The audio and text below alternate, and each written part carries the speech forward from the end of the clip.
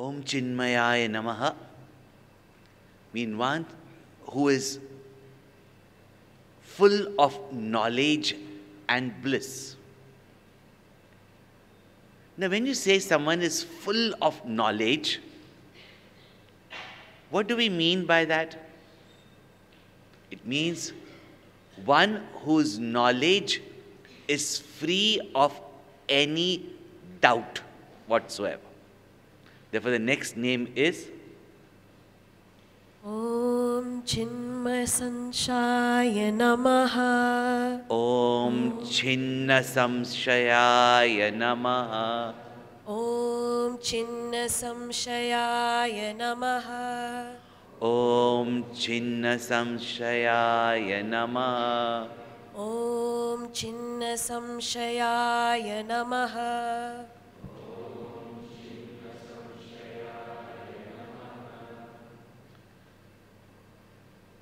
Om Chhinna Samshayāya Namaha. One meaning is that one who has no more any doubt, and also we have to understand that such a person only can remove all our doubts. We have got so many doubts in our mind. Common doubt, should we marry, should we not marry? But we are not talking about those doubts. Doubts such as, who am I? What is this world? All your scientists constantly are researching and debating about what is this world? And what is the cause behind this world? These three are the eternal doubts of those who inquire.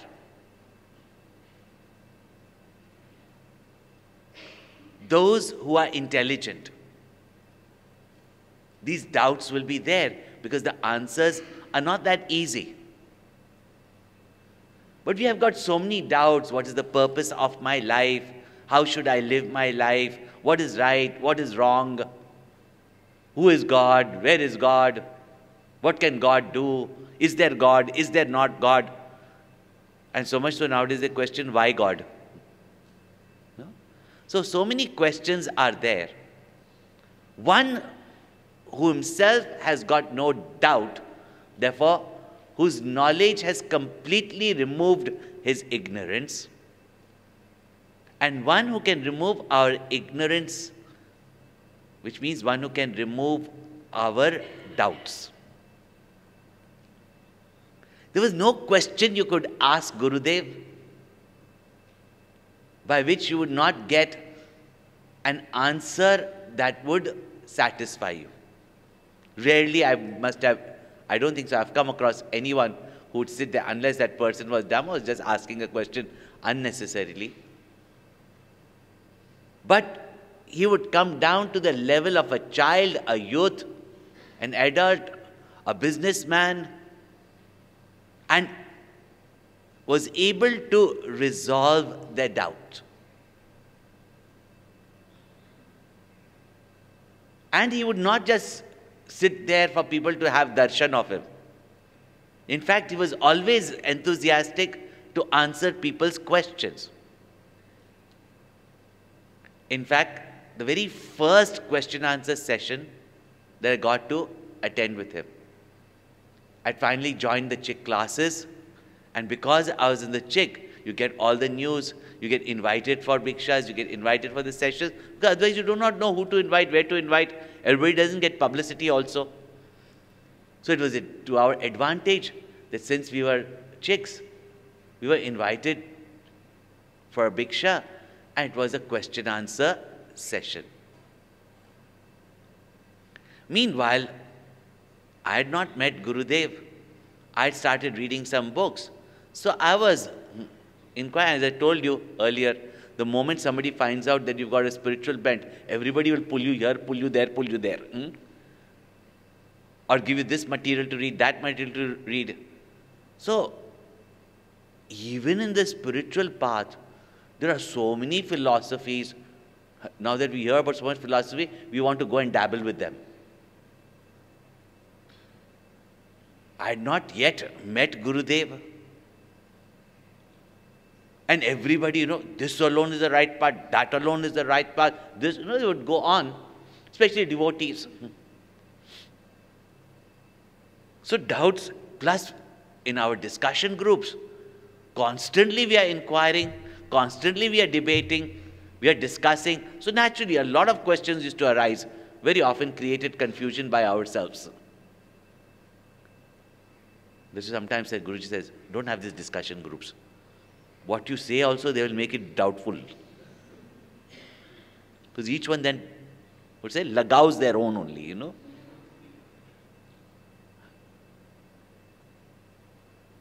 So inquiries used to be there. And in the discussion group with our CHYK coordinator, we would have so many discussions, even debates, or even sometimes, not really arguments, but sometimes you defy certain things also. So he had arranged, Gurudev was staying in his house, so he had arranged for us to have a session with Gurudev, question answer session with Gurudev. So when we went there, actually that was the first time really I was very close to him, sitting in front of him, right in front of him. And with quite a number of youngsters from all over the city. And this gentleman is saying, ask questions, and nobody wants to be the first one to ask question. Nobody wants to be the first one to ask question. And really speaking, you were sitting there, nobody was asking questions. Maybe many of them were meeting Gurudev for the first time. You're such an awesome personality, you feel inhibited, whatever it may be. But one thing is for sure, nobody asked any question. I also had so many questions, but I was also sitting there. And really at that moment, no question was coming to the mind. So this gentleman was getting a little bit, silence can be very eerie. So he says, and Gurudev was just sitting. Nobody was asking questions. So he says, ask question, ask question. As though, if you're sitting quietly somewhere, you have to do something. Ask question. We are eating on the dining table quietly. Wife will come and tell teenagers, or they'll, the mother will come and tell the teenagers, or they'll pinch their husband and say, ask question, ask question. Sometimes let them be at peace, no? So Gurudev was at peace. He was quietly sitting there. We were also quietly sitting there. He's getting upset. Ask some questions. You keep asking me all these questions. Now the master himself is here. Why don't you ask questions? And then being adults like parents, they kind of sometimes get quite rude, I think, Don't you think? You keep asking questions to us. Why don't you ask questions to him? No? I think he got a little bit like that, very kind, but, he got a little bit pushy. And Gurudev just looked towards him and he said, when the mind is quiet, there are no doubts. And truly, when he said these words and we observed our minds were totally quiet in his presence. That's why I say, when you went to the presence of Ramana Maharishi, your questions were not answered. They were not solved, your problems. They were dissolved. And he very calmly said, when they are in my presence, their mind is quiet. When the mind is quiet, there are no doubts. It was true. We all just sat there. Anyway, after some time, some conversation started, and then I remembered a question. Listening here, there, everybody trying to push you here, there. So I asked him, Swamiji, are there many types of meditation, or there is only one meditation? Because you go to listen to one satsang, they say, our Guru only, this mantra only, this type of meditation, which they will not tell you till you are ready to come and take an initiation. Otherwise, they will not tell you. It's a big secret, but that's the only way. And wherever you go, that's the only way. So I asked, are there many types of meditation? If you just start on the spiritual path, first thing you want to do is meditation. All of us do that, And yet we're not ready to commit for it, So are there many types of meditation, or there is only one type of meditation? Now, if there is many type of meditations, then which one should I follow? And if there is only one, I better make sure that I follow the right person. So I just asked, are there many types of meditations? And Gurudev just sat there and said, are there many types of medications or one type of medication? As many diseases, that many medications. As many diseased minds, that many meditations.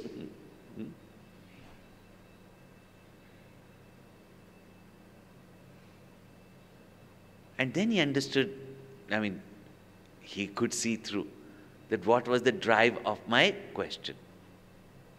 And of course, whenever he explained something, he elaborated. He didn't explain just one line and one liner and Kwan, now you think over it. He went to describe the different types of meditation. He'll say, if you go to this religion, they will tell you like that. If you go to this path, they'll say you like that. And he started to say, they'll say that you take a fly, then you look at the fly, and you keep looking at the fly. Yeah? First you see its round body, its head, its wings.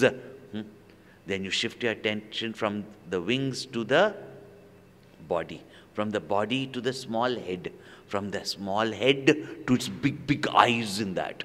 Then from the big eyes to the lips of the fly, and from the lips to the smile of the fly. Or think of your face 5 years before. Everybody liked thinking because you're younger. Some did not, who were teenagers. Think of your face as a child. Now think of your face before you are born. Or listen. And he clapped. Listen to the sound of one hand clapping.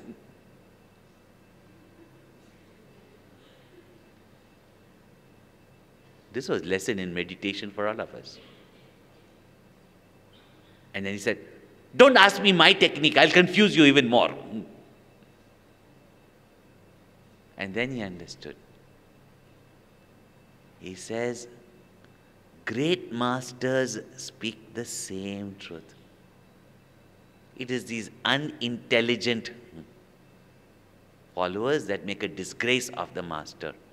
At that moment I sat there, that if there is such a master who recognizes the universal truth and is also accepting and who knows so much, then he is my master. That day I surrendered.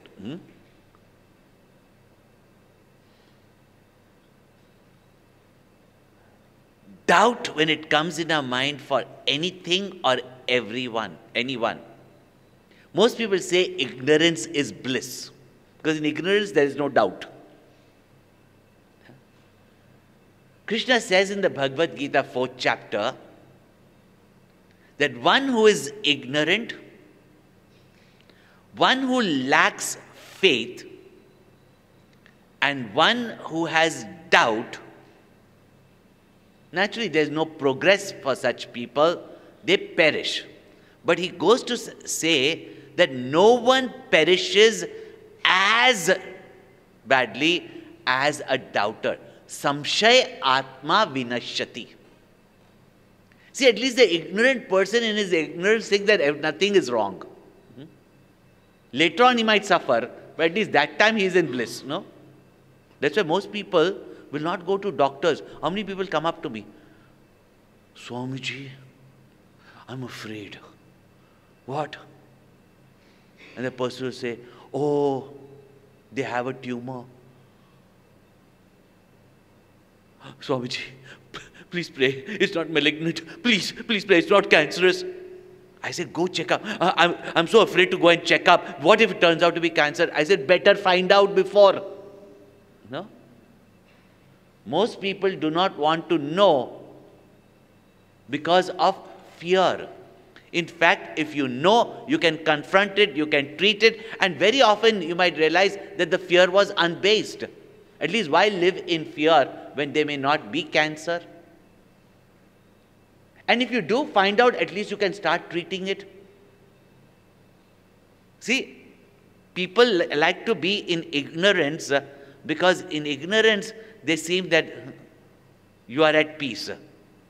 As Guruji said, ignorance doesn't give you bliss, it gives you blisters.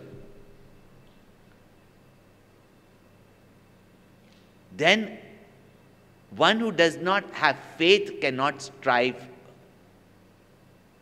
consistently. And one who has got a doubt, sits at the crossroad, never moves ahead. Therefore, great people have said, make a decision and move ahead in life. Even if that decision, we say, Swamiji, is it not okay to make a wrong decision? You know it's wrong, then don't make a decision. I have to explain all these things because next question will come, I know. Doubt. We know it is harmful. We must have a conviction and be intelligent not to do it. But when we are not sure of something, make a decision and work towards it. So what if you fail? At least you will learn that this was not the right path. If there are 4 roads and 3 of the roads you made a mistake, which means the 4th road is guaranteed to be the right road. Is it not? Never remain in doubt, Krishna says. Samshayāya vinashyati. It is paralyzing. There is no progress possible. Whether it's in a relationship, whether it's towards your goal, whether it's towards yourself, self-doubt, or in the truth, reality, scriptures, Guru, immediately resolve your doubt. Don't remain in doubt. If you see, there are different reasons for which people go through depression, becomes despondent, or incapable. Can you imagine? Such a mighty man of focus, achievement, such a great hero who has prepared himself for this battle, comes into the battlefield. And what made Arjuna collapse? A doubt. See what a doubt can do. That Arjuna, who is a man of action, sits there, Tushnim Babuva. I'm not going to fight because I am confused. He himself says, I am confused. If you remain in confusion, you can never progress. Or even if you start walking, it will be with hesitation. Therefore, never remain in doubt. Resolve your doubt. Sooner the better. Now, very interesting is that after that, when I joined the Vedanta course, I was a brahmachari. People used to even write letters to Gurudev, and every letter he would answer. And many times people ask so many questions in the letter. And he would answer all of them. When he used to come to Pavai, we used to line up from morning 5 o'clock because so many people used to come. He would be sitting in his office, having his meetings also, small little office, and people would line up, go, bow down to him, and even that 1 minute, either they had a question, or one looked by him, or him saying a word to them, he made that moment feel like an eternity. He made that one attention that he gave, that you meant a world to him. So this one day I was waiting in the line, there was all these brahmacharis before me, and there was this tall brahmachari before me, and the one small, if you go to Pawai Ashram, his office room where he used to sit, there was one small door, and this tall brahmachari is in front of me, and I want to see him, I want to push him, So he was in front of me, and he went and stood there, and Gurudev asked him, you wrote to me a letter, I received it 3 weeks ago, I knew I was coming here, that's why I didn't reply it. You had some questions. To remember who wrote to him, and that it is this brahmachari also, and he had some questions that he had to answer. This brahmachari at that moment was so flabbergasted that he said, what was your question? And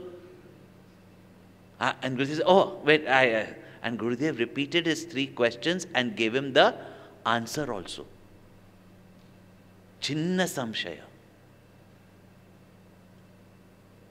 He gave him the answer. Then it came my turn. So I came and bowed down. So he looks at me and he says, you don't have any questions? So I remembered that Hong Kong question answer session. That when you are in the presence of the Guru and your mind is quiet, where can there be any question? So I also nicely replied to Gurudev. I said, Gurudev, when you are around, how can I have any questions? And he says, you don't have any questions because you don't think.